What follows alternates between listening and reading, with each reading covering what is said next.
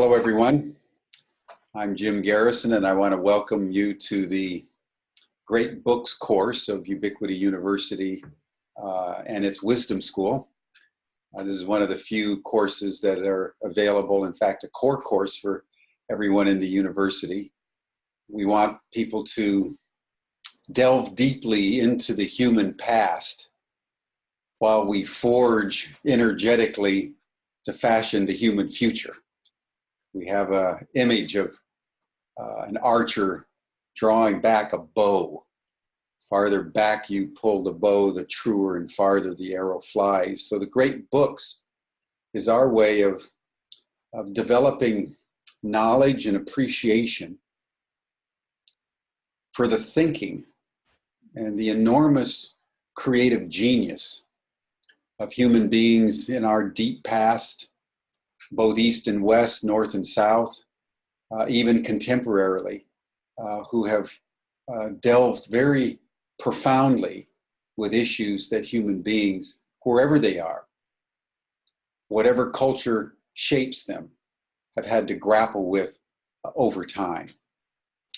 And we are delving this trimester into two books. One is the Autobiography of a Yogi by Paramahansa Yogananda, the great Indian mystic of the 20th century. And then next month, we'll be having Dr. Szabo talk to us about Bertrand Russell's seminal work, The Conquest of Happiness. It's interesting that both Yogananda and Russell were contemporaries.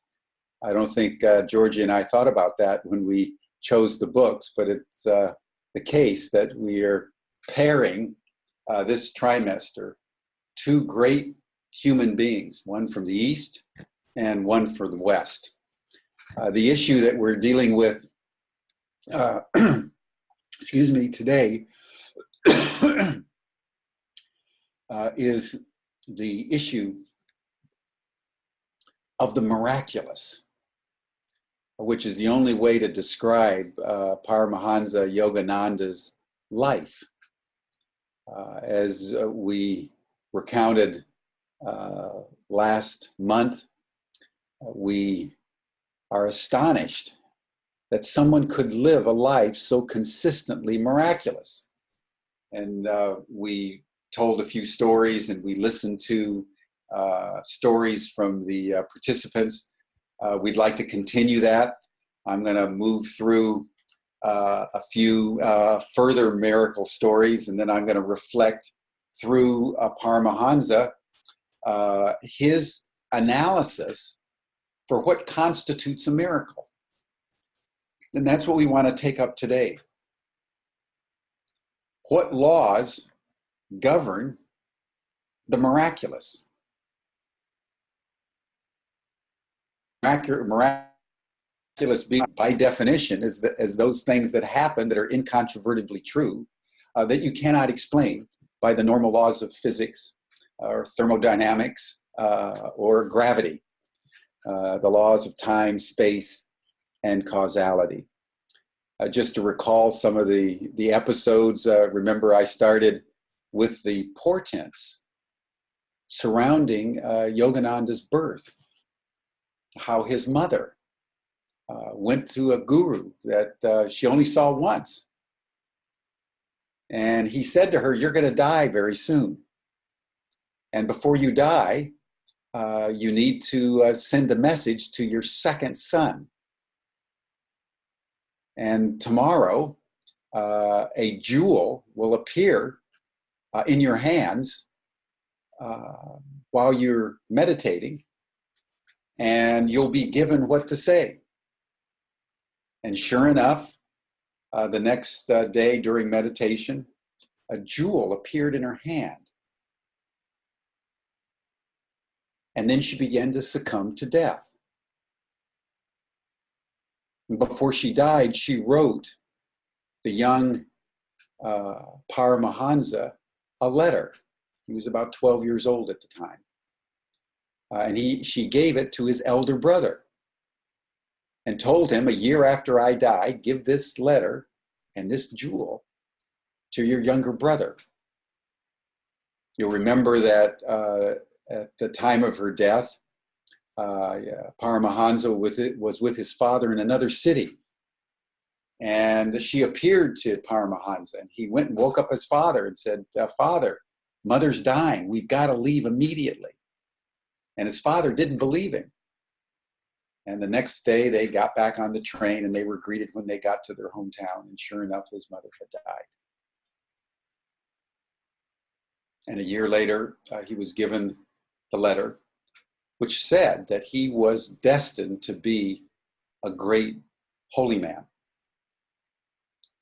I told the story of his guru, Sri Yuktasvar, and how on one occasion Paramahansa was with a friend. The guru went to another city, left a note saying, meet me at 8 o'clock on Wednesday at the train station. And then when they were getting up to leave, in a very strong premonition, the guru communicated by mental telepathy that he was going to miss that train. Paramahansa said to his friend, the guru is going to miss the train.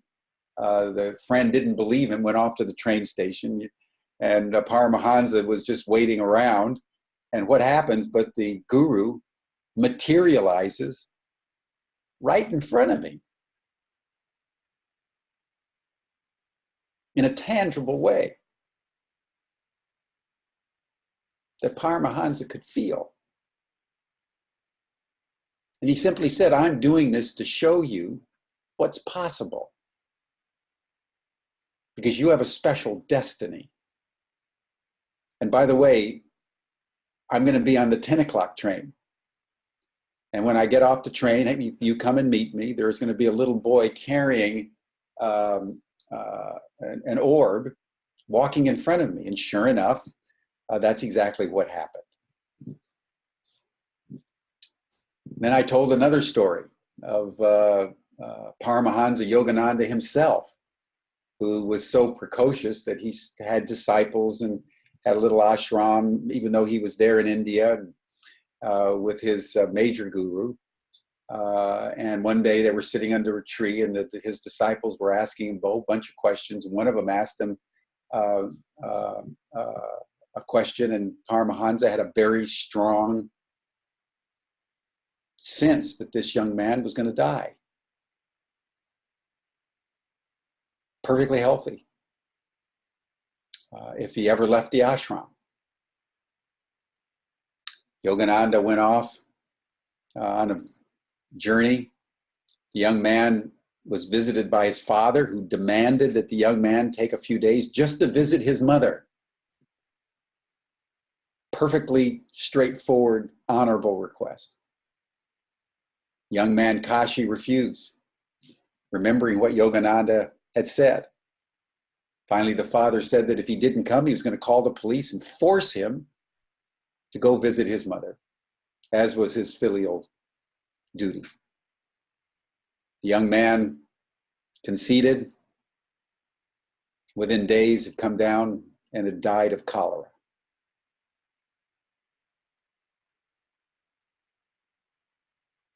Yogananda, grief-stricken, began a 6-month-long deep discipline in Kriya Yoga to begin to connect with the soul of little Kashi as he was entering his next incarnation. And as he was in the marketplace on one occasion, he began to get tingling in his fingers. He began to whirl. And fairly soon he began to settle on a certain direction, walks down the road, knocks on the door where he was led. Sure enough, a woman is with child. The rebirth of Kashi. How does one explain the miraculous? I want to just regale you with two other stories, then we'll get into the substance of it. One is from Sri Yuktasvar himself. And that has to do with the raising of the dead, probably the ultimate miracle. When you're dead, you're dead. Who can raise the dead?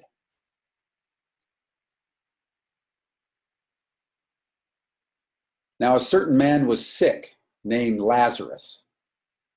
When Jesus heard that, he said, "This sickness is not unto death, but for the glory of God, that the Son of God might be glorified thereby." Sri Yuktasvar was expounding the Christian scriptures one sunny morning on the balcony of his Sarampur hermitage. Besides a few of Master's other disciples, I was present with a small group of my Ranchi students. One of his Ranchi students that was Kashi. In this passage, Jesus calls himself the Son of God. Though he was truly united with God, said Sri Yuktasvar, his reference here has a deep impersonal significance. The Son of God is the Christ or divine consciousness in man. No mortal can glorify God. The only honor that man can pay his Creator is to seek him. Man cannot glorify an abstraction that he does not know. The glory or nimbus around the head of the saints is a symbolic witness of their capacity to render divine homage. I want you to hold this notion of capacity. It is a certain capaciousness that some people have, which becomes a receptacle to the capacity to bend the laws of time, space, and causality. Yuktasvar went on after reading the story of Lazarus, and I wanted to start that because oftentimes, you know, in the West and among Christians, we think that Jesus was the only one that really did miracles. And that's what made him God. That somehow is because he could do all these miracles. And I just wanted to point out that there's not a single miracle that Jesus performed that hasn't been done once or twice or dozens of times by other avatars, other gurus. And that's just important for Christians to take in, that there's no exceptionalism. So his raising of the dead in the person of Lazarus, which is a very famous story, has been replicated numerous times elsewhere in other traditions. And I wanted to stress this because, as I indicated last time, this notion of the miraculous is not the purview of any one of the traditions, either East or West, North or South, ancient or modern. The capacity for the miraculous is generic. It appears as if human beings almost everywhere have access to it. And it pops up in kind of random ways with apparently random people. And that's what makes the phenomenon so extraordinarily mysterious. Yuktasvar said that he too was privileged to behold a similar miracle. And that Paramahansa, along with all his friends, were just eager to hear that story. The master began. My friend Rama and I were inseparable. Because he was shy and reclusive, he chose to visit our guru Lahiri Mahasaya That was the guru of Yuktasvar and sort of the great guru of Paramahansa Yogananda. And Lahiri Mahasaya is important because, as we'll get to next, Mahasaya's guru was the great Babaji. And I want to tell you about Babaji, probably the greatest of all the gurus and the avatars, and who's lived apparently for thousands of years. As Rama's closest friend, I served as a spiritual vent through which he let out the wealth of his spiritual perceptions. I found inspiration in his ideal companionship. Rama was suddenly put to a severe test. He contracted the disease of Asiatic cholera. That's what killed Kashi. As our master never objected to the services of physicians at times of serious illness, 2 specialists were summoned. Amidst the frantic rush of ministering to the stricken man, I was deeply praying that Lahiri Mahasaya would help. I hurried to his home and sobbed out the story. The doctors are seeing Rama. He will be well, my guru smiled jovially. I returned with a light heart to my friend's bedside, only to find him actually in a dying state. He cannot last more than 1 or 2 hours, one of the physicians told me with a gesture of despair. Once more, I hastened back to my guru. The doctors are conscientious men. I'm sure Rama will be well. The master dismissed me blithely. I went back to Rama's place. I found both doctors gone. They had left a note. We have done our best, but his case is hopeless. My friend was indeed the picture of a dying man. I did not understand how Lahiri Mahasaya's words could fail to come true. Yet the sight of Rama's rapidly ebbing life kept suggesting to my mind, all is over now. Tossing thus on the seas of faith and apprehensive doubt, I ministered my friend as best I could. He roused himself to cry out, Yuktasvar, run to the master and tell him I am gone. Ask him to bless my body before its last rites. With these words, Rama sighed heavily and gave up the ghost. I wept for an hour by my beloved friend. Always a lover of quiet, now he attained the utter stillness of death. Another disciple came in. I asked him to remain in the house. While half dazed, I trudged back to my guru. How is Rama now? Mahasaya's face was wreathed in smiles. Sir, he's dead. Yuktasvar, control yourself. Sit calmly and meditate. And Mahasaya retired into samadhi. Samadhi is the state of transcendental unity that gurus can attain. He sat in the state of samadhi all afternoon and all night. At dawn, the guru moved. I see you were still disturbed, Yuktasvar. Why didn't you explain yesterday that you expected me to give Rama tangible aid in some form of medicine? The master pointed to a cup-shaped lamp containing crude castor oil. Fill a little bottle from the lamp and put 7 drops into Rama's mouth. Sir, I remonstrated, he's been dead since yesterday noon. Of what use would oil be now? Never mind, Yuktasvar. Just do as I ask. His mood was cheerful and happy, and I was still in an unassuaged agony of bereavement. Pouring out a small amount of oil, I departed for Rama's house. I found my friend's body rigid with rigor mortis.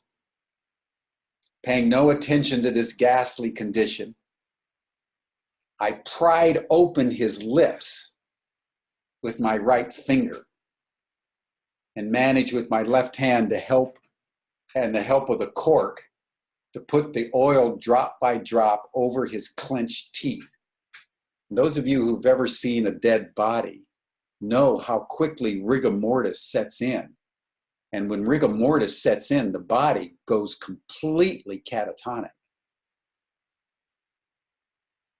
As the seventh drop of oil touched his lips, Rama shivered violently. His muscles vibrated from head to foot, and he sat up, awake, wonderingly. I just saw Lahihira Mahasaya in a blaze of light, he cried. He shone like the sun. He said to me, arise, forsake your sleep. Come with Yuktasvar to see me. I could scarcely believe my eyes when Rama dressed himself and was strong enough after that fatal sickness and being dead to walk to the home of our guru. There he prostrated himself before Haliri Mahasaya with tears of gratitude. The master was beside himself with mirth. His eyes twinkled at me mischievously. Yuktasvar, surely henceforth you will not fail to carry with you a bottle of castor oil. Whenever you see a corpse, just administer the oil. 7 drops of lamp oil must surely foil the power of Yama. Yama is the god of the dead in the Hindu tradition. Guruji, I don't understand. How did this happen? Rama was completely dead. How could 7 drops of castor oil bring back the dead?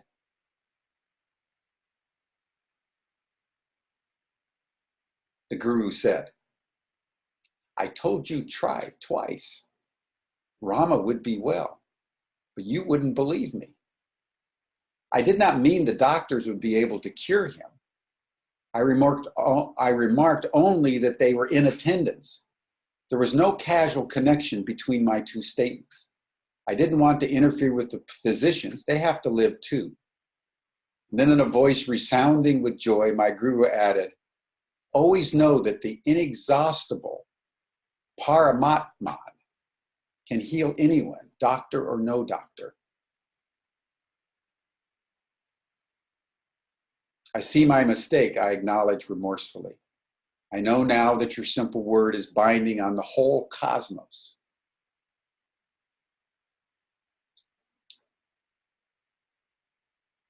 Let's just take that in for a second.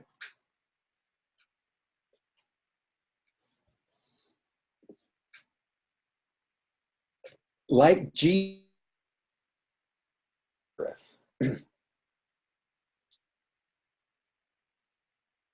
Yuktasvar's guru and Jesus were almost completely casual. Don't worry, said Jesus, he's just sleeping. But this is all happening so that you honor the glory of God. Mahasaya says the same to Yuktasvar. Don't worry. He's just dead. He's just sleeping. This is done for you, Yuktasvar, so that you may believe. The death and resurrection of Lazarus was about the faith for the disciples. The death and resurrection of Rama was for the faith of Yuktasvar. And even as Yuktasvar then appeared to Paramahansa Yogananda when the train was late, he said to him, this is for you. Touch my body. I am actually here in front of you. so that ye may believe. O ye of little faith.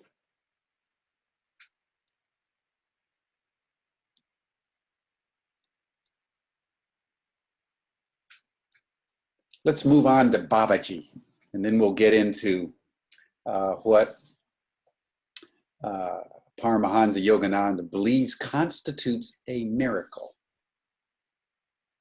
I've always been fascinated by Babaji. I've been to the Himalayas 2 or 3 times, and whenever I'm there, I always think of Babaji, where he hangs out, invisible to ordinary mortals, but as the stories recount, his spiritual state is beyond human comprehension.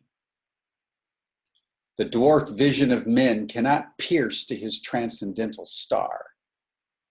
Our attempts in vain even to picture the avatar's attainment are inconceivable. Now, Babaji is Babaji because unlike Christ, Buddha, Muhammad, Confucius, he hasn't died. To be human is to be mortal. What does it mean when a mortal gains immortality? That, to me, is the ultimate expression of the miraculous. Welcome to the world of Babaji.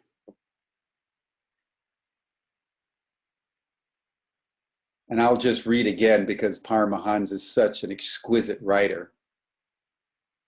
An avatar is unsubject to the universal economy.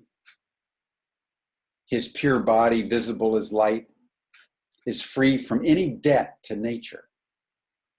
The causal gaze may see nothing extraordinary in an avatar's form, but it casts no shadow nor makes any footprint on the ground.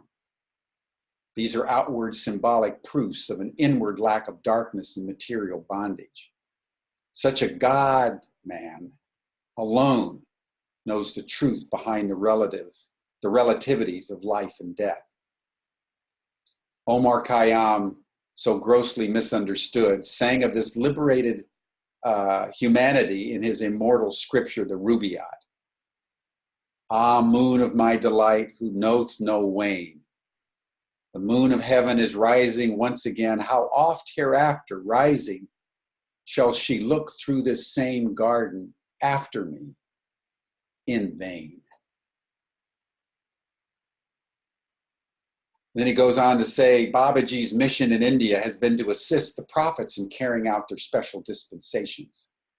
He thus qualifies for the spiritual classification of Mahavatar, the great avatar. Buddha, Jesus, the others were avatars. Babaji is a Mahavatar. And it was Babaji that gave to Lahiri Mahasaya, who passed on to Yuktasvar, who taught Paramahansa the lost art of Kriya Yoga, which we'll get to in a moment.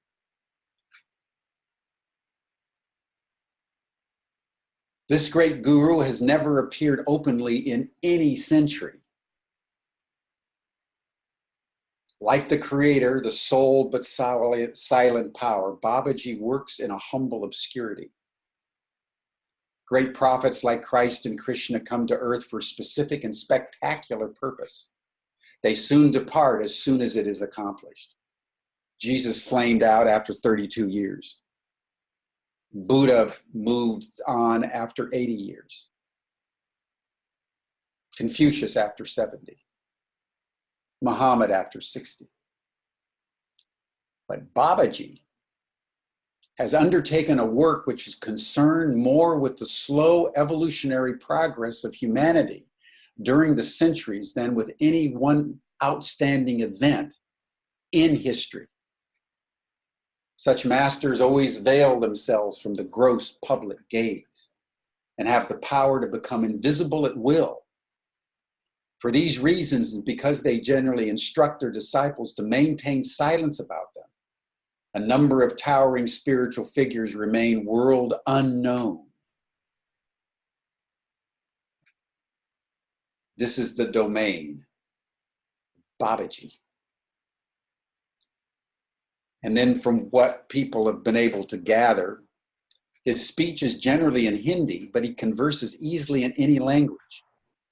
He has adopted the simple name of Babaji, which means revered father. Remember, that's what they called Gandhi, was Babaji, revered father. The deathless guru bears no marks of age on his body. He appears to be no more than a youth of 25. Fair-skinned, of medium build and height, Babaji's beautiful, strong body radiates a perceptible glow. The peerless master moves with his group from place to place in the mountains. His small band contains 2 highly advanced American disciples. Don't know who they are. After Babaji has been in one locality for some time, he moves instantaneously to another place. But he does not always employ astral travel. Sometimes he just simply walks from peak to peak. Babaji can be seen or recognized by others only when he so desires. As his undecaying body requires no food, the master seldom eats. As a social courtesy to visiting disciples, he occasionally accepts fruits or rice cooked in milk and clarified body. And this is what I want to get to. 2 amazing incidences of Babaji's life are known to us that came through Mahasava, Yuktasvar's guru, who actually met Babaji. His disciples were sitting around one night, around a huge fire one night, which was blazing for a sacred Vedic ceremony. The master suddenly seized a burning log and lightly struck the bare shoulder of a chela who was close to the fire. "Sir, how could you do that?" Mahasaya said. "Would you rather have seen him burned to ashes before your eyes according to the decree of his past karma?" said Babaji. With these words, Babaji placed his healing hand on the chela's disfigured shoulder. "I have freed you tonight from painful death. The karmic law has been satisfied through your slight suffering by fire." On another occasion, Babaji's sacred circle was disturbed by the arrival of a stranger. He had climbed with astonishing skill to the nearly inaccessible ledge near the camp of the master. "Sir, you must be the great Babaji." The man's face was lit up with an inexpressible reverence. "For months, I have pursued a ceaseless search for you among these forbidden crags. I implore you to accept me as a disciple." When the great guru made no response, the man pointed to the rocky chasm at his feet. "If you refuse me, I will jump from this mountain, because life will have no further value if I cannot win your guidance to the divine." "Jump then," Babaji said, unemotionally. "I cannot accept you in your present state of development." The man immediately hurled himself off the cliff and crashed on the rocks far below. Waiting a while, Babaji instructed the shocked disciples to go fetch the stranger's body. When they returned with the mangled form, the master placed his divine hand on the dead man, and lo, he opened his eyes. His body became instantly whole, and he prostrated himself humbly before the omnipotent one. Now, said Babaji, you are ready for discipleship. You have courageously passed a difficult test. Death shall never touch you again. Now you are one with your immortal flock. Then he spoke his usual words of departure. Deradando Uthail, let us depart. And the entire group vanished from the mountain. What are we to make of that story? What are we to make of that account? I'm going to go to Paramahansa Yogananda's description of the science of Kriya Yoga.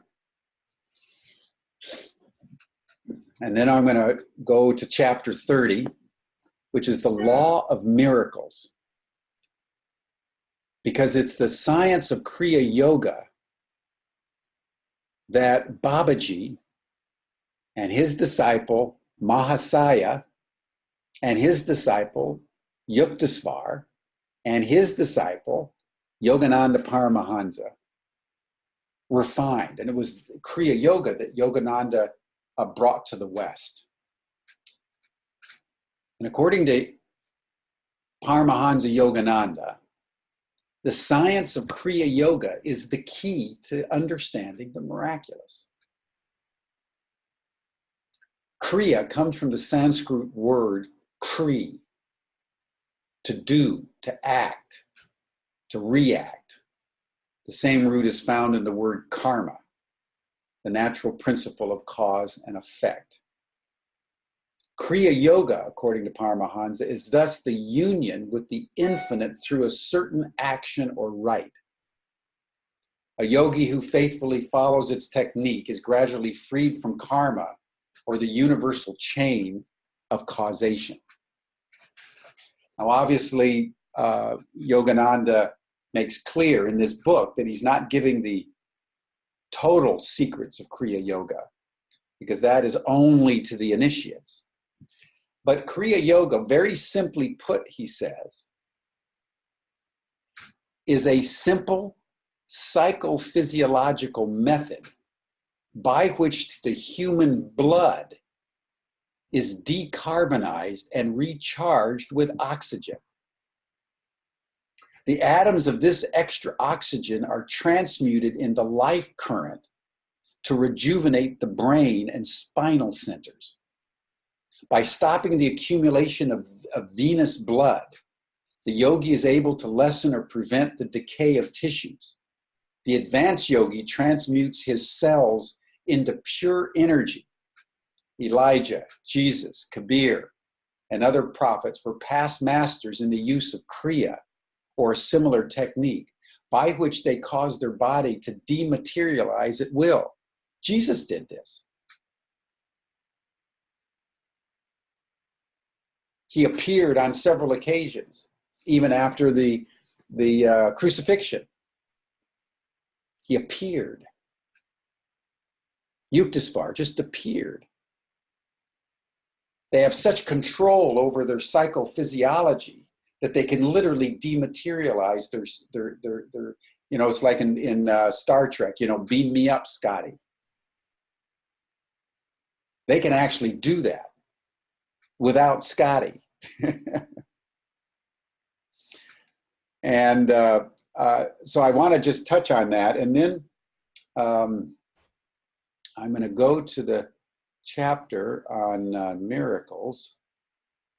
Hold on here. I don't have a book because I ended up going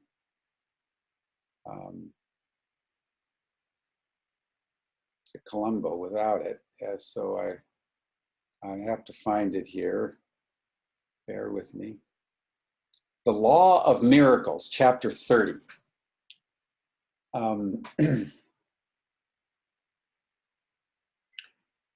it's a profound treatment of how Paramahansa, who was a practitioner of the miraculous, how he sought to understand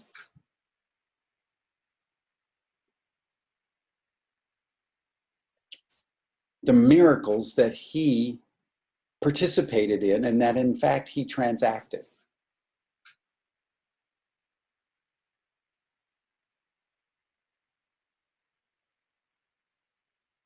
According to him, the ancient Vedic scriptures declare that the physical world operates under one fundamental law of Maya, the principle of relativity and duality. God, the soul life, is an absolute unity. He cannot appear as the separate and diverse manifestations of creation except under a false or unreal veil. That cosmic illusion is Maya. Newton's law of motion is the law of Maya. Now let's pause and think about that. According to the Vedic tradition,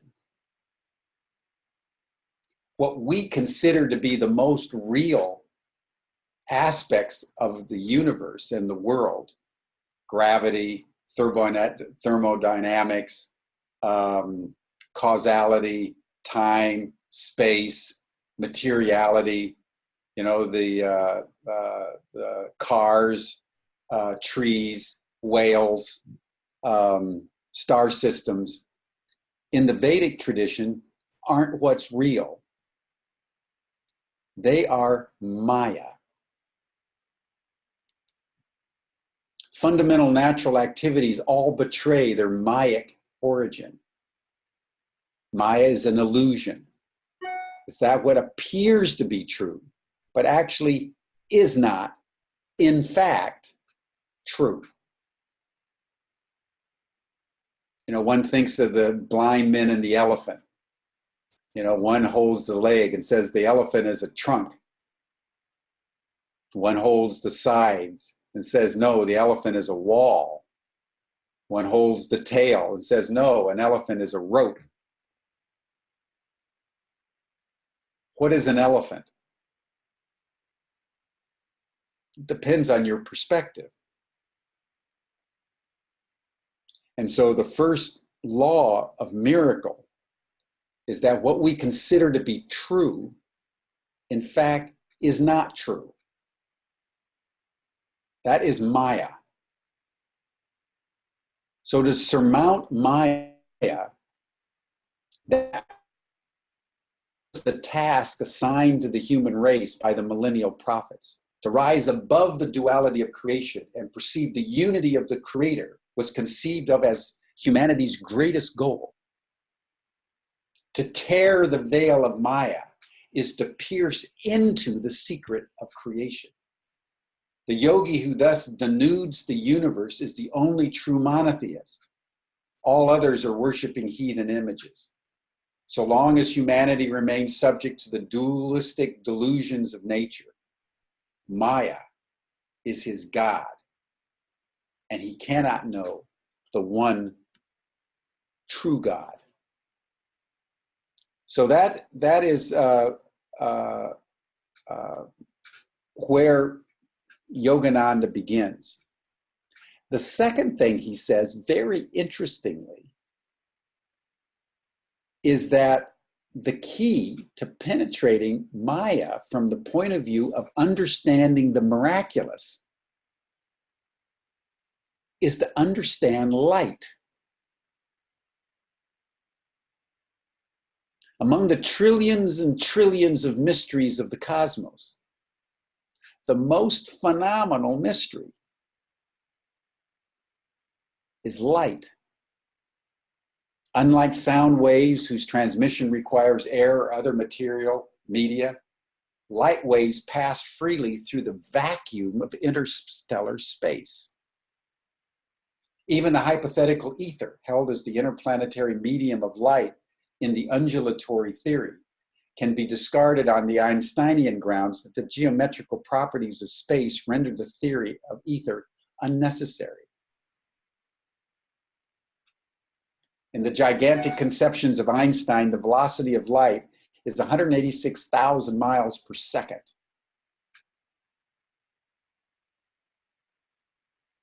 And he goes on to talk about light. And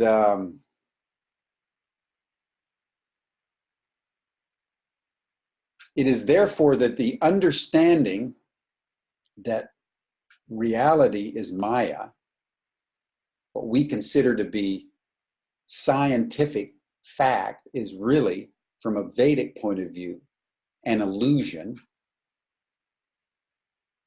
And somehow coming to terms with the mystery of light, for Paramahansa Yogananda, that is the gateway, the portal into understanding the mysteries of the laws of miracles. So he says the masters who are able to materialize and dematerialize their bodies or any other object, and to move with the velocity of light, and to utilize creative light rays in bringing into instant visibility any physical manifestation, have fulfilled the necessary Einsteinian condition. They have the capacity. Remember, I talked about capaciousness. It's all about capacity. It's not about knowledge as much as it's about developing your capacity. They develop the capacity to make their mass infinite. That's why you have to start with this sense that Jim Garrison, 5'8", 145 pounds, is all that Jim Garrison is. That appears to be incontrovertibly true. And at one level it is. But at the level of the law of miracle, that is an illusion, because I am actually comprised of pure light. And because I am comprised of pure light, I equals MC squared.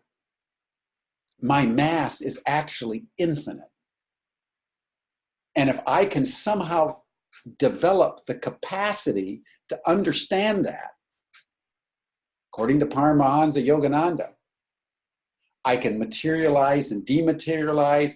I can say to Paramahansa's mother, tomorrow you're going to receive a jewel in your meditation. And you keep that jewel. You give it to your second son. He's going to keep it until the jewel's work is done, and then it will disappear from him and go back to the infinite. That is a mind materializing reality with an intention. Fiat lux, and there was light.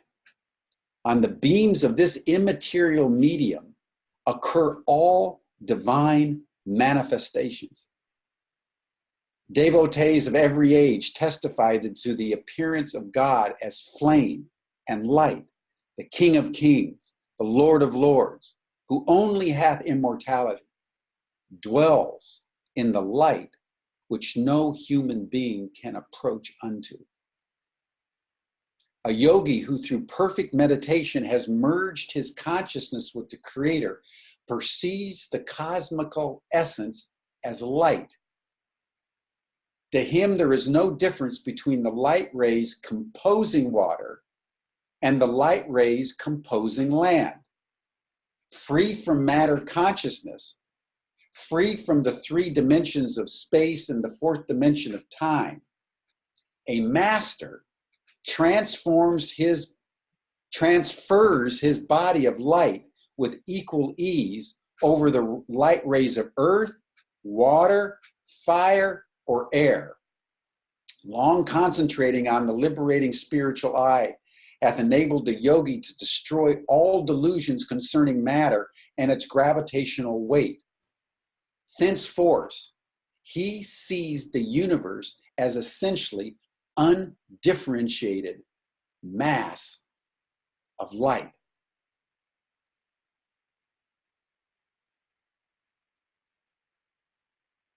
In man's dream consciousness, where he has loosened in sleep his clutch on the egoistic limitations that daily hem him around and constrain him to material form.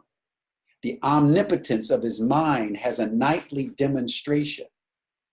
Lo, there in the dream stand his long dead friends, the remotest continents, the resurrected scenes of his childhood. Everything conceivable is in the dream state. And with that free and unconditioned consciousness known to all people in the phenomena of dreams, the God-tuned master has forged a never-severed link, innocent of all personal motives, and employing the creative will bestowed on him by the Creator. A yogi rearranges the light atoms of the universe to satisfy any sincere prayer of a devotee. For this purpose, were humanity and creation made, that we should rise up as masters of Maya, knowing that Maya is comprised of light. And if we can understand that we are light, we can attain dominion over the whole cosmos.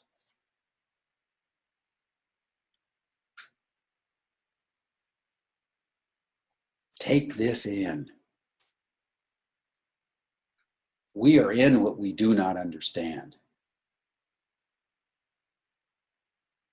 And what we think we understand is real is Maya.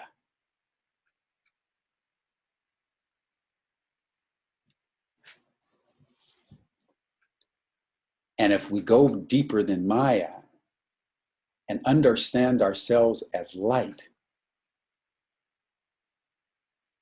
we engage in the true essence of being, in the face of which the laws of time, space, and causality become completely malleable.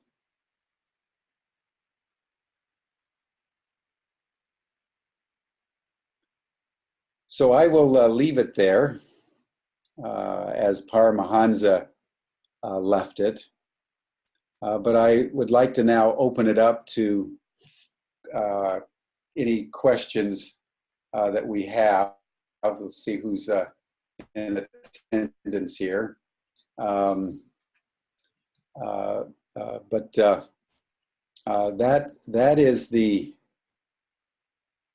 That is the account of Paramahansa. That's how he understands the miraculous. So let us open up. I'm going to call on various of you. The students should all be ready to talk. I wanted to know, first of all, if you have any other stories of the miraculous. And then I would like to hear from all of you, what do you consider to be the laws of miracle? What do you think is happening when someone raises the dead? What do you think is happening when someone raises the sick, bilocates? Let's get some theoretical understandings going. But first, Georgie, why don't you, as a woman who spent much of your life understanding consciousness, what would you say, Dr. Szabo? What would you say constitutes the miraculous? What's going on? Wow. It's not an easy question to answer, but when I was thinking about the miraculous, Caroline Myss came to my mind. Remember that last time she was at Chartres and she delivered fantastic presentation. She said that praying, and when prayer becomes manifested, that is, God bends the universal laws just for you. So whether it is actually God or whether it is your consciousness or super consciousness bend the rules. So obviously that's not as simple as that, because as the book itself says so rightly, that is very complex and is to do with karma yoga, Kriya yoga. So you can't just create that miracle until you yourself are not evolved, that you understand beyond the Maya. And in terms of what the book says about the yoga, I was thinking about that in our days, so many people view yoga as a practice, as a physical practice only, which in fact is the contrary, because we use our physical body to influence the state of our consciousness, to transcend the pain, the ego, the suffering, the desires, and so forth. So that's where actually these, yet again, I think here the key word is consciousness. And I think that these gurus, the Yogananda is talking about that, why they are so miraculous, because they understand the profound universal laws. And we have, as you said, Jim, we have the ability and the capacity to reach that level, but we have to evolve to that. And with our very closed-mindedness and really thinking that only our five senses are producing reality, which in fact they're all Maya. I think that is really underlying that why we think that these miracles are miracles, but in fact that actually they're totally natural things, and we could all do that. But we are in this human body to evolve and to develop, that we will get to a stage one day, hopefully, that we will be able to produce these miracles when they become absolutely natural. So I think so far, like this is what I would like to add. This is huge topic, isn't it? So we could talk about it for hours and days in length, but it is possible to become miracle makers. Absolutely. But for me, everything is about consciousness. And maybe actually beyond consciousness, there is another plenum. Like so many cutting-edge scientists that talk about that there is another plenum beyond consciousness. I think it's because with our dualistic mind, we try to understand, whereas it is not just about understanding, but experiencing. Hence comes in meditation and a practice of yoga, because we need to get into that state where we not just think about our brain, but with the extensiveness of our ability that we all have. But we were brought up in a very conditioned Western hemisphere where we rely on what we see and feel and touch and taste. And that's just a really small part of reality. Thank you, Jim. Thank you. These are very complex issues.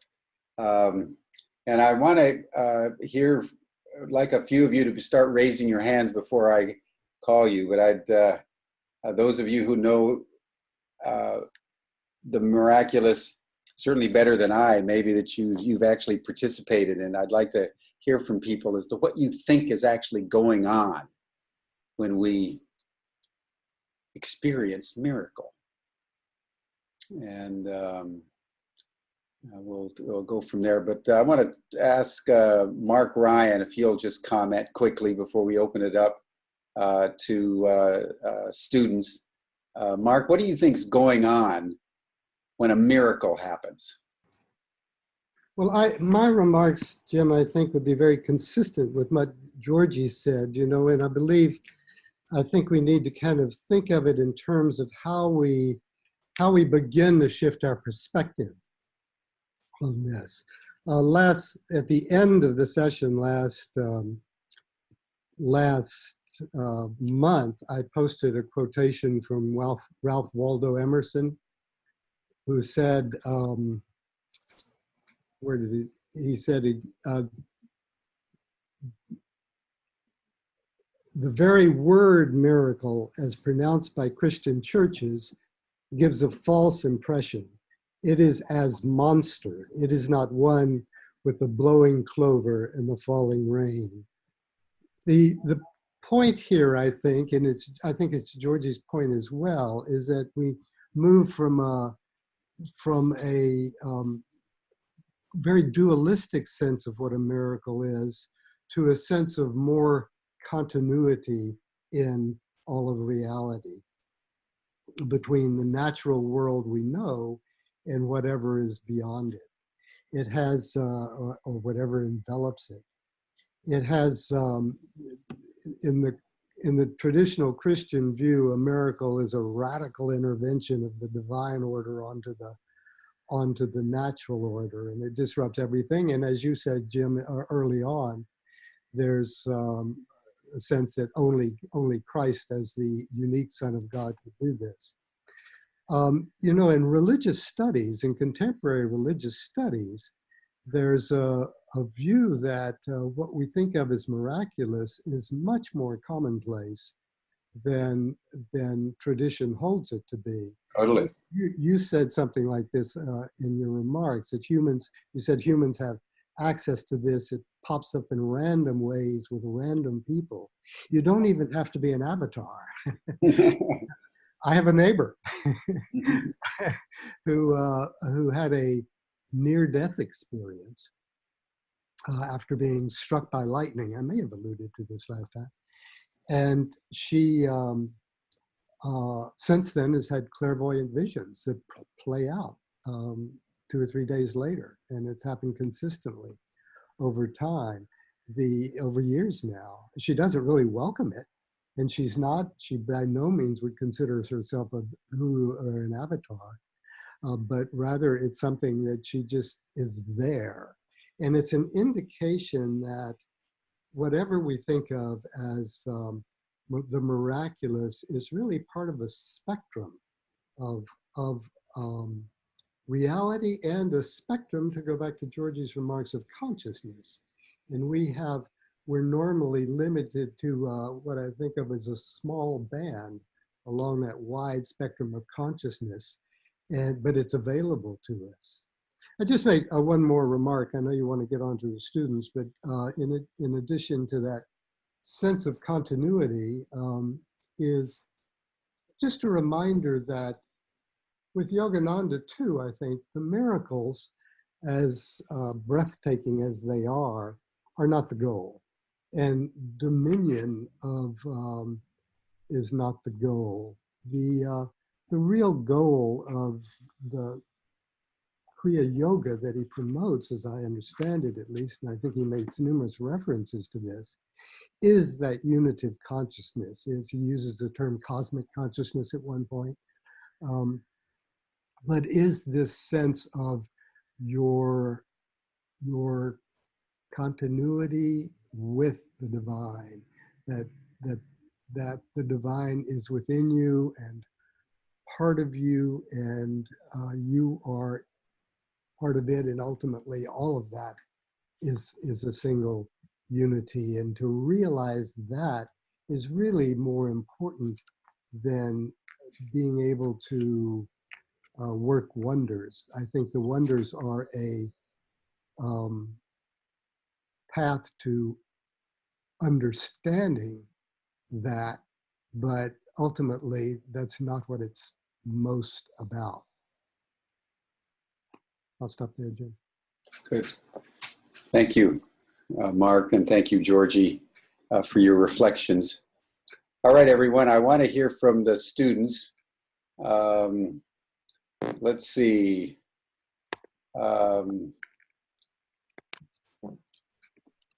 Michelle, I'd like to hear from you. You have a lot to say about light. I'd love your comment on what you think about light. Laura, I'd like to hear from you. Had very wonderful statements on our Chartre call a couple days ago. Oh, there's Michelle, and there's Laura. Oh, good. Let's start with you, Laura. I would love to hear your sense about what constitutes the miraculous. Oh, yes. Light ponderings in the morning here.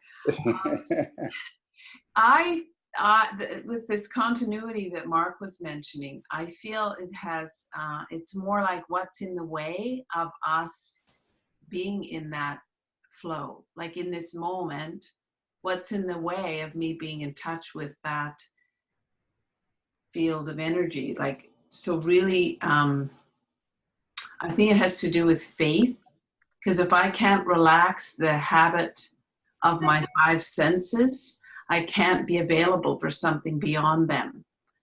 So I feel like it has a lot to do with faith, and the faith of, like Jesus had that wonderful quote, unless you come as a little child. So unless I let go of all my learned habits of who I am and what life is, you know, and that's a meditative practice for me. That's a daily practice. And when I do that even a little bit, something's running through my body that wasn't there before. Like I feel it. I feel an energy. I feel that I'm in touch with that. And I have had many experiences that I could be called miraculous. I've had 4 near-death experiences. I really shouldn't be here. 2 of them I made medical history. Once when I was 8 and once when I was 20. So I mentioned that in our last call when I was 8, when I was in a coma and I was on some astral planet. So I feel it's very, very fluid, and we miss it because we try to concretize it. We try to turn it into concept. We try to know it through the separate self, and it's not knowable through that mechanism. That's my experience, and that's been my passionate work for, I finally found a name for it, calling it silence practice, about 10 years ago, doing a master's thesis on the Psalm, "Be still and know that I'm God." So it's the stilling of that mechanism that has the compulsion to know separately, and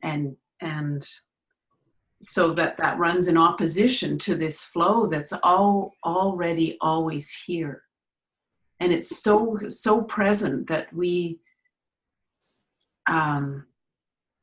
it just takes a little letting go or a little slight shift, and there's a different capacity. That's a really great word.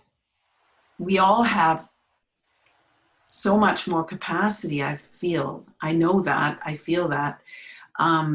And that's the knowing that's not of the separate self knowing. So the be still and know that I'm God, it isn't my separate self knowing, it's a higher knowing that is tangible running through my body. And that I'm that separate self, you could say, is surrendered to. So it's like hearing a music that isn't hearable if I'm busy talking all the time or defending my position or whatever, or the ego structure is built on defense, on protection. So that's my passion, that's my work, and I've discovered sound as a way to calm that, to calm the nervous system, and also to integrate higher levels, so both ends, to calm the nervous system, and then when higher levels are reached, there's a way that sound can help it come more into the body, so that we actually become carriers of the light in very simple ways, in kind of, we don't even know. So anyway, this is a beautiful topic, because it's really, I've been blessed with enough what we could call miraculous experience, not just my near death, but incredible experiences that I've written about on my website, because I think people need to know how accessible this is. I'm a Westerner. I've never gone east for my studies. I did go to India for 5 weeks. And there I would call this energy I speak of was so huge there. And now I'm wondering if it had to do with these teaching of Babaji's, you know, the constellation of all these little pockets that he seeded. And because I was in different places, and I had no tension in my body. I was completely, and you see a lot of life in India and death, and everything's exposed. And it was all beautiful. Mm-hmm. So I think that I tapped into something in those 5 weeks in India, and I was 50, so that was 14 years ago. But that stays with you. And he mentions that in the book, the part that I was just reading, I can't remember what page. towards the end, he mentions that these experiences are timeless. They're always with you. He just has to remember hugging his, when his guru visited him, rematerialized, and he hugged him, and he still can feel where he was hugging him. Yeah.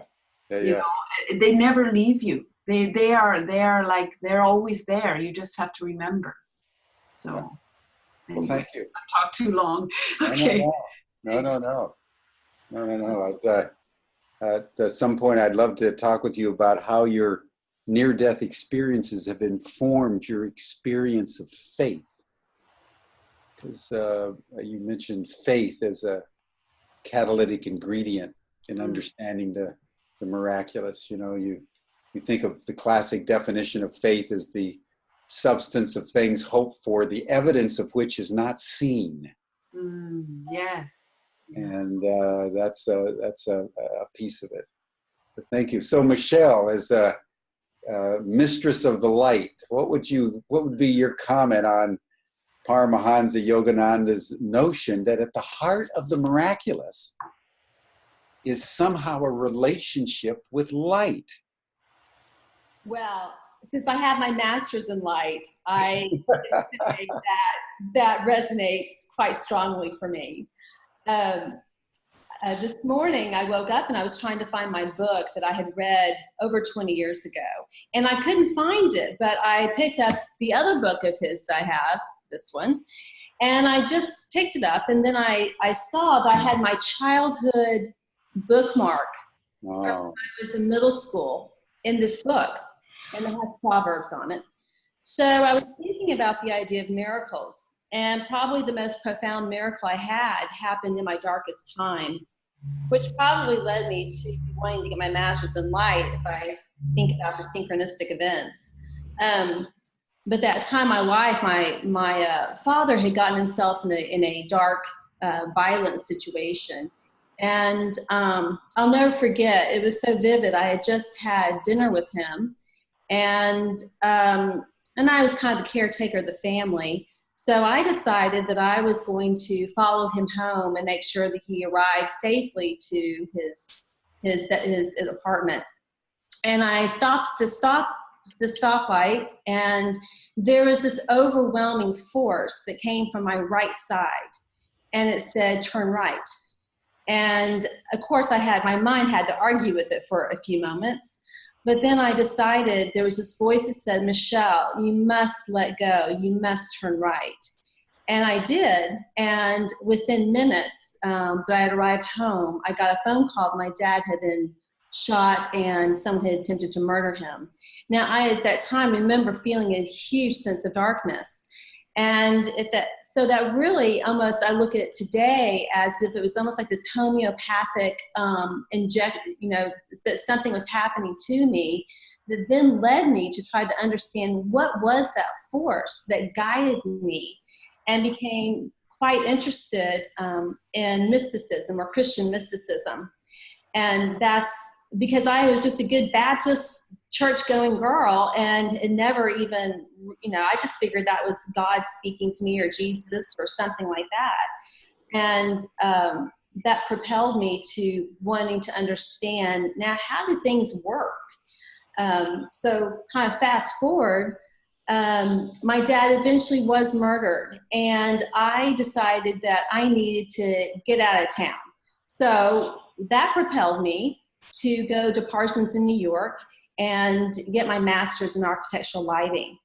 And what I found was that there was incredible, as I was trying to figure out this darkness and these happenings in my life, I was studying light and how light operates. And it is mathematical, even though its application can be very creative. So I started seeing the congruencies between the two. And so light, to me, is really consciousness. And I've played with this idea about, you can't see light. Or I always tell when I'm a guest speaker to discuss lighting, I always have my students close their eyes and I say, "What do you see?" Because we can't see without light, and we see reflected light. Now, that's the luminous light. Because at the same time, we have numinous. We have the internal, and that's what Chartres designed around its light levels, is because it's intentionally a darker space so that one can tap into the inner light.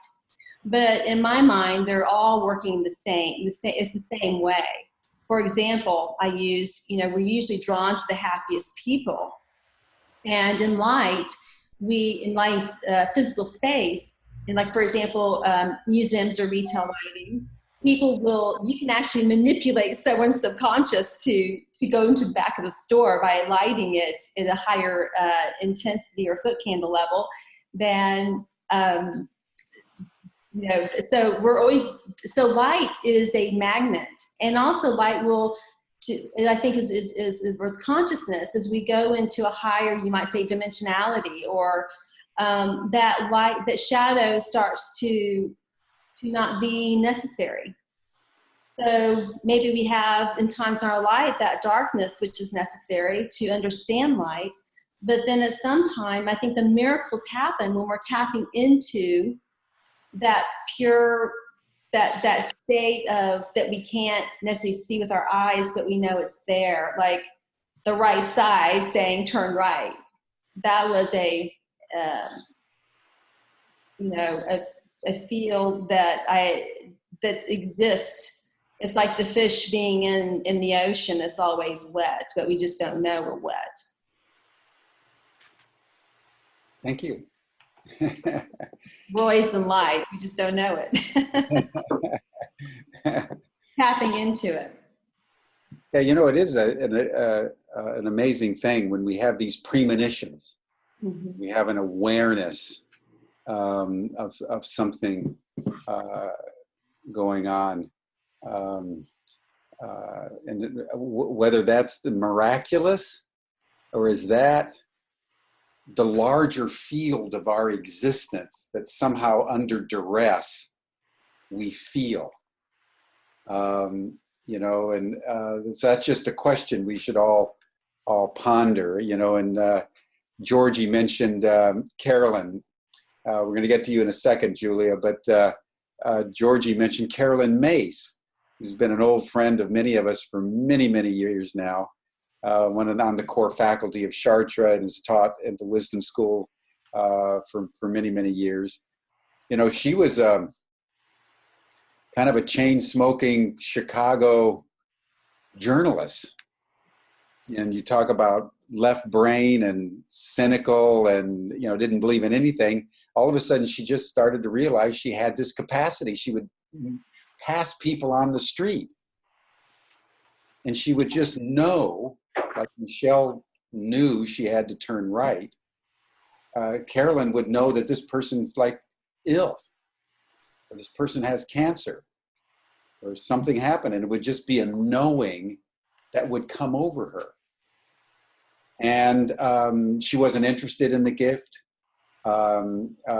She resisted it for a number of years, but it kept getting stronger and stronger till finally she succumbed, as it were, surrendered Islam, and began to develop the gift of clairvoyance.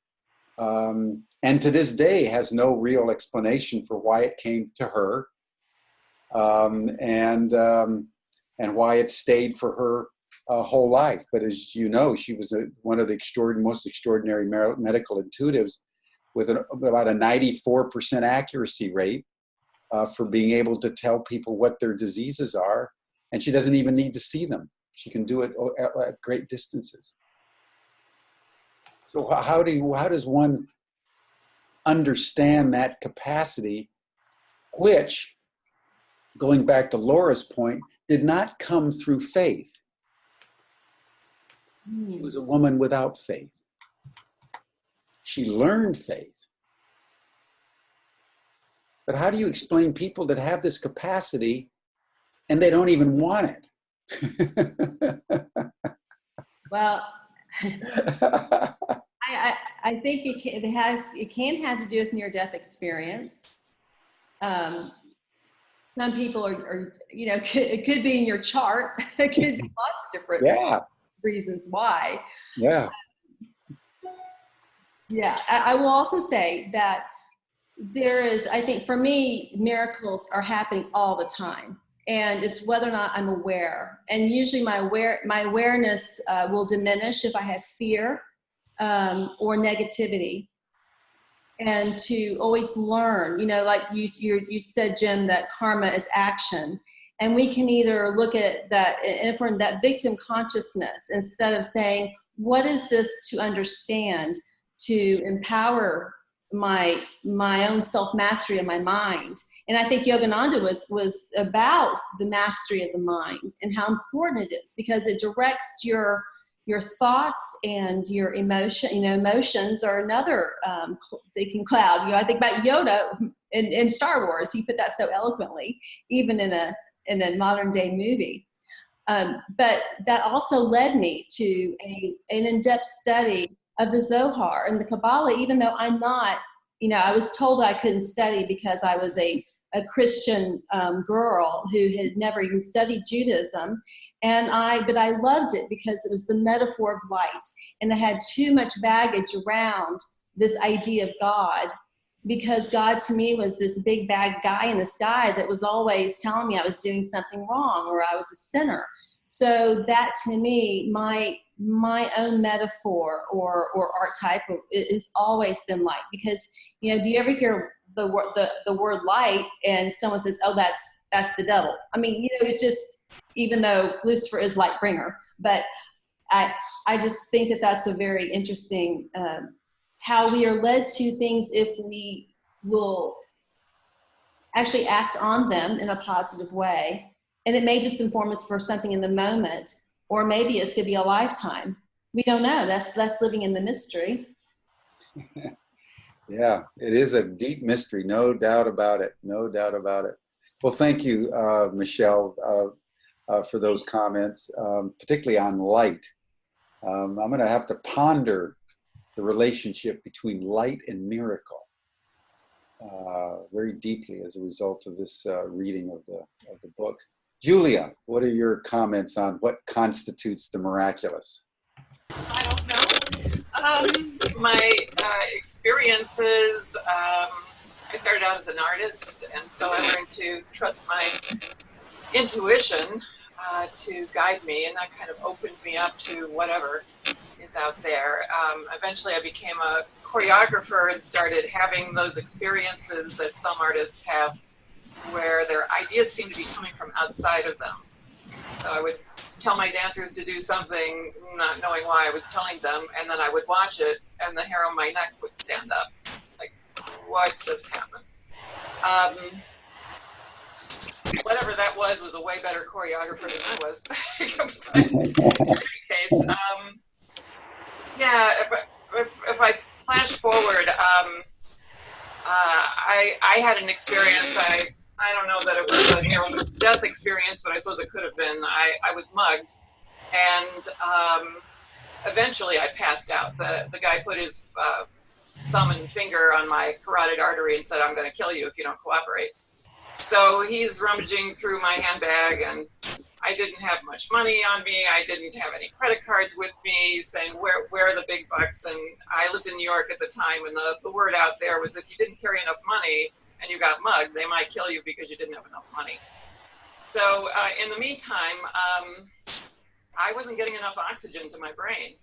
And I realized the only part of me that was free was my mind, but it wasn't working very well. And so I was thinking, should I scream? Should I try to fight him off? What should I do? Finally, I gave up.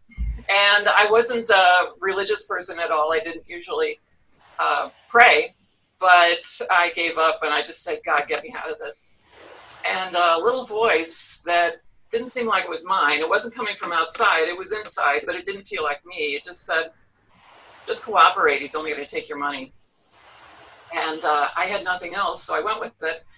And a few moments later, I lost consciousness, and I woke up, he was gone. And all he took was my money. And so I came away from that thinking, this intuition thing doesn't just make you a better artist. It may have just saved your life. So I took it more seriously. Eventually, I took up meditation. And I started being a little bit clairvoyant in ways that I never had been before. So I don't have a very good sense of direction. I would drive my car to New Jersey at night, take a wrong turn, and I have no idea where I was. And I would think, oh God, I'm lost. And it was before, people had GPS or anything in their cars. And so I would just say, okay, God, where do I turn? And that little voice would say, turn here. And immediately I would know where I was. It just happened over and over and over again. I find that comes and goes. So I think the more I think I understand it, in other words, as my ego is starting to learn to play the game, the more that gets in the way. So that's always an issue. Right now, I'm a coach. I teach coaches. I teach neuroscience and positive psychology to them. When I first became a coach, one of my best teachers was a woman who was she was a psychologist, but she was also a Buddhist, very evolved being. And I would listen to her coach other people, and it would be like a miracle. Like the things that happened were just miraculous. And because I had this connection to my intuition, I was able to do that as well. If my ego doesn't get involved. And in neuroscience and positive psychology, a lot of those people who are doing research have also explored spirituality, and they're trying to figure it out. And so a big part of it is finding the tools that help those miracles happen. And again, you got to watch your ego, because it will think, oh, I got the tools, I can make it happen, and you can't. You can only create the presence, and you can only create the flow and let the client do whatever they're going to do with it. But it allows people to have experiences that are, I don't know if they're really miracles, because again, I don't know what a miracle is, but it sure seems like that. And that's pretty exciting. So that's pretty much all I have to say. Well, good. Well, listen, thank you. And thank you all for your comments. And I think what's a consistent theme for all of us on both lectures is that we're in what we do not know. We experience that which we cannot explain. And I think that humility is very important to maintain. When we honor a life like Paramahansa Yogananda, and we bear witness to his life, like the disciples bore witness to the life of Jesus, or the disciples bore witness to the life of Buddha.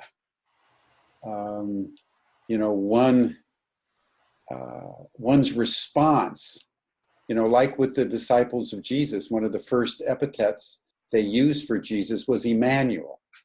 What does Emmanuel mean? It means God with us. When someone walks on water, can calm the storm, can raise the dead, like Yukteswar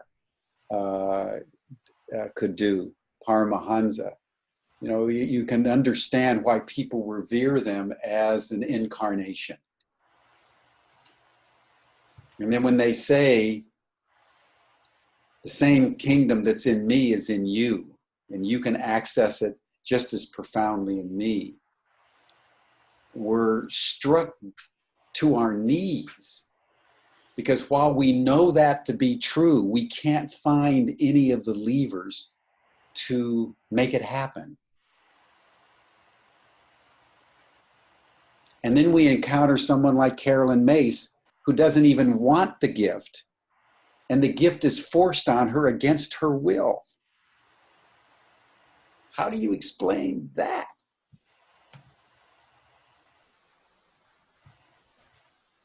How do we even come to terms with this? So I want to leave all of us, as I've been left, with a deeper unknowing than when I started. And sometimes that's the triumph, to just bow before that which we do not know. And despite our best intents, we cannot know. Even though, as they say to us, it's the most obvious thing in the world. Because once you know, like Miraculous with Yukteswar, with his friend dying of cholera, and the guru was getting increasingly joyful. Don't worry. Don't even worry about it. And all it took was 7 drops of castor oil. And he had to pry his lips open after 24 hours of rigor mortis. And on the 7th drop, his body quickens. And he says, I just saw the guru in blinding light.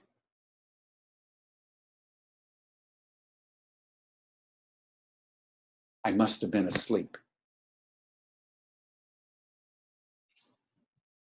So in the face of that mystery, that which we know to be incontrovertibly true, but in the face of which we can't even begin to explain, I want to bring this extraordinarily nuanced and delicious discussion to a close. And I saw in the chat box something from Emma that there is a movie. I would encourage people to Google Paramahansa Yogananda. There's a couple very good documentaries on him and life stories about him. It's well worth imbibing. It's like old wine. And then next month, Dr. Zalba will grace us with the illuminations of the great philosopher Bertrand Russell on the conquest of happiness. And in the meantime, all of you who are students, let's meet on the Great Books page of the Ubiquity website. Just log in and go to your courses, and you can access the page through the groups there. And I look forward to discussing people's notions of the miraculous over the next days and weeks. Thank you, everyone. Great discussion. Be well.